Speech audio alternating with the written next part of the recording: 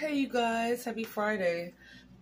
It is a cold and rainy day out here. I'm like vampired up in here. I mean, it's cold and rainy. But anyway, I was thinking about this.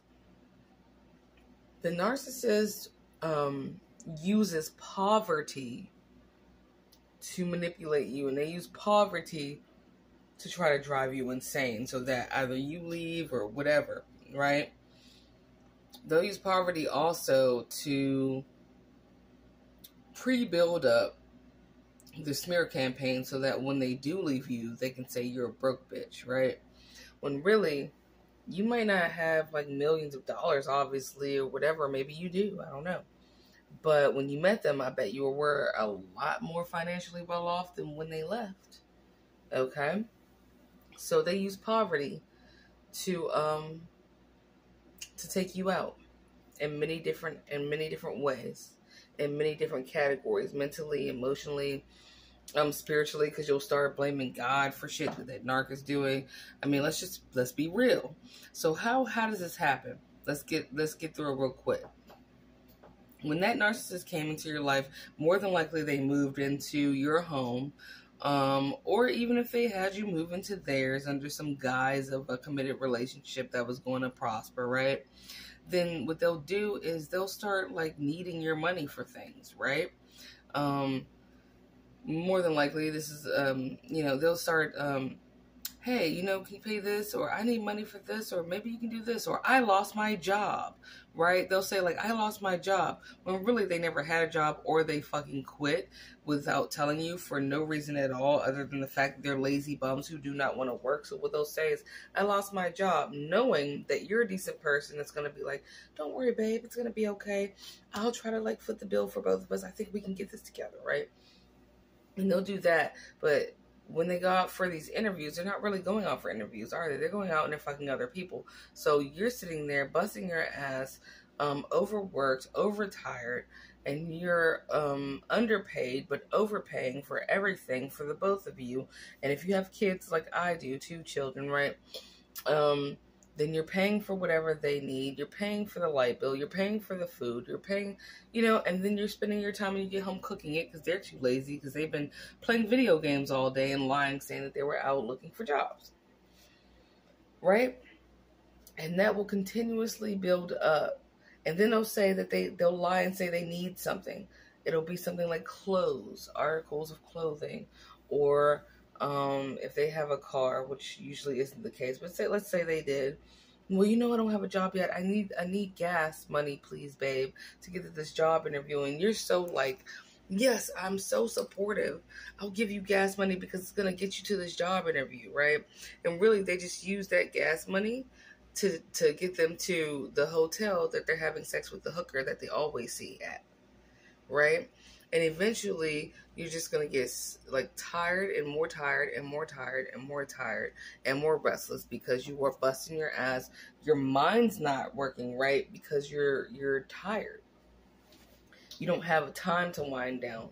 You know what I'm saying? You're working. You're underpaid, like I said. And then you're coming home and giving sexual attention to the narc, mental, emotional, verbal attention to the narc, giving regular mental and emotional and verbal attention to your children if you have them, or if you have a damn dog or a cat, you gotta give verbal and emotional and physical attention to the dog or the cat. And then by the time it's time for you, you have just enough time to like wash your face, maybe take a shower, and pass the fuck out before you wake up and do it again. All the while in the hopes that this narcissist is also doing what they said that they're supposed to do and that they're doing, which is looking for jobs and ferociously trying for the both of you while you kindly foot the bill for everyone in the house. That's how that goes. And they know that eventually it's going to break you down. They know eventually, especially if it's a man that's the bum, which is usually the case, and you're the woman paying for everything, which please never do that again. I mean, myself included, right? Then they know eventually a woman's going to look at that man. You're going to look at that man and be like, ew, I can't stand you. Like, you're a fucking bum. Like, when are you going to get this together? It's been 6 months. You told me 6 months ago you were going to do this, right? And then they'll sit there and they'll dump on you and be like, You said you had my back, and clearly you don't have my back. They'll flip it on you, right? Now you're the piece of shit, right? Because you're coming down on this unemployed person who's trying so hard when they really aren't trying at all. And in your spirit, you know this, right? You sense that. You're picking up on it. Your spirit of discernment is popping, right? But you're not listening. Because you want to believe that no one is that gross that they would watch you almost die overworking yourself because you believed a lie that they told you of trying hard to better themselves so that they can contribute to the household that you were supposedly building together, right? Financial abuse. And they use that poverty, because eventually I found myself going from having a job and really having it together to standing in food lines.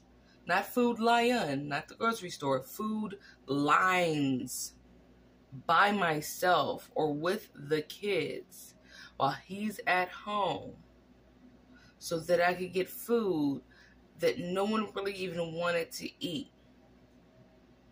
You know, like stuff you didn't even know what the fuck it was. And he was sitting right there like, oh, yeah, okay. But then here's the kicker.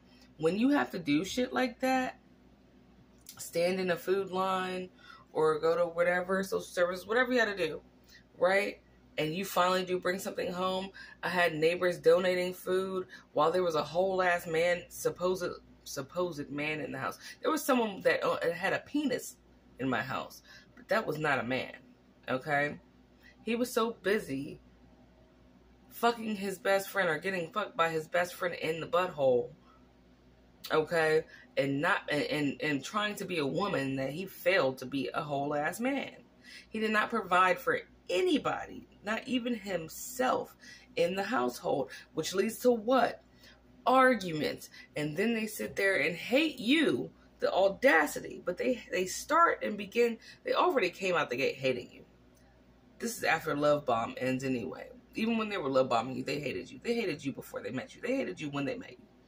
They already had intentions to destroy you, but they really start to hate you when you cannot compensate for the slack of them being a bum. Okay? When you cannot compensate in their mind and meet within their mind is they're a whole ass bum. They're a whole ass homeless motherfucker on the street.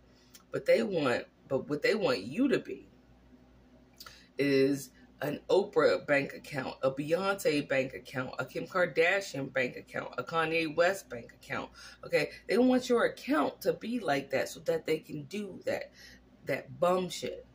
And when it's not, and they realize, hey, you're depleted because of them, no doubt, you become really, really useless. And now they hate you because now they got to sift for new supply, which they were already doing, but they got to really speed it up now because you're going broke and fast. Actually, in my case, it was like over time. Like in 3 years' time, it was like, oh, you lost your car. Oh, you can't barely pay Pepco. Oh, now you're in a food line. Oh, Christmas for the kids, Christmas presents, you're in a line for that too.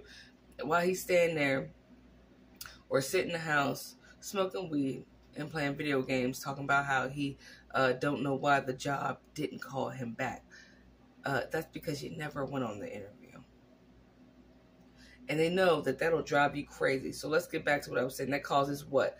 Arguments. Don't money cause arguments? Don't shit tear down a relationship like money and arguments that pertain to money. Okay? Money is one of the #1 reasons for divorce, my babies. Okay? #1, or the lack thereof. And you're going to start being like, what the fuck are you doing all day? What's going on with your dumb ass? I'm always paying for this shit. Why are we still broke? Why are you eating up all the food that I had to stand in the food line for? Why you're not getting this job that you claim you went to an interview? It gets like that. And eventually, they're going to be like, well, you... And you're so tired and overworked and doing everything and paying for everything. You haul off and might do and say a lot of shit that's outside of your character. And next thing you know, the discard comes in general. which was already going to come anyway, whether you were rich or not, but probably slower once you were rich. I mean, you know. And what happens? They walk the fuck off, right? And that's when you start opening drawers in your house and realizing that pink slips were hidden somewhere to let you know you're going to be evicted soon. Or this bill for Pepco that they said they paid is really been overdue for 6 months, and you have no idea how the fuck the lights have been on this whole time. Right? And they probably made a couple sandwiches with the last of the bread and drank the last of the milk on their way the fuck out while you're asleep because they're cowards, right? So now you're going to have to stand in the line and drag everybody, your kids, or yourself with you so you can replace that shit. And they go off to Becky Sue or Charlie Chaz or whoever the hell until they drain them dry. And that's how they move. They'll use poverty. They'll impoverish you by sucking you dry, right? And then use the fact that you're impoverished to talk shit about you on the street, about you being a broke bitch that you weren't until you met them and they sucked all the money out of you. Anyway, food for thought. Don't fuck with a broke nigga. Anyway, love you guys.